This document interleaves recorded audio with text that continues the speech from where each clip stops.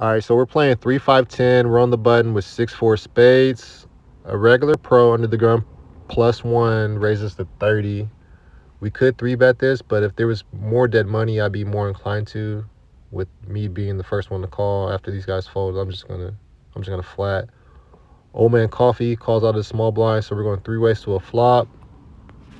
In position, Ace Jack 6, 2 diamonds, 1 heart. We flop bottom pair with no backdoor, so when it checks to me, we're just gonna check and flow. Deuce of spades is a big brick. Checks again from Old Man Coffee. Now we get a delayed c-bet for 50. So if he had an ace, he's probably going to bet the flop. If he had diamonds, he'll probably bet the flop.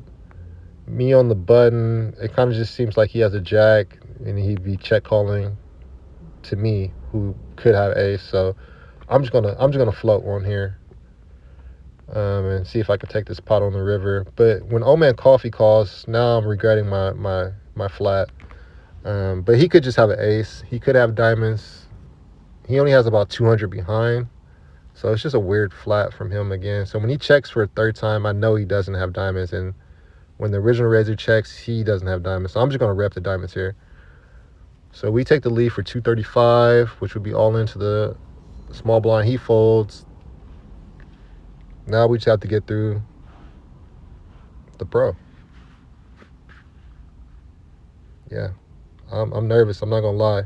But in these scenarios, when you take this river bluff, or you're just bluffing in general, one thing to remember is you can't take it back.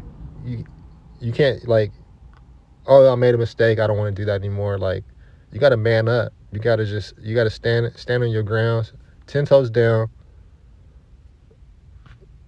not give off any weakness.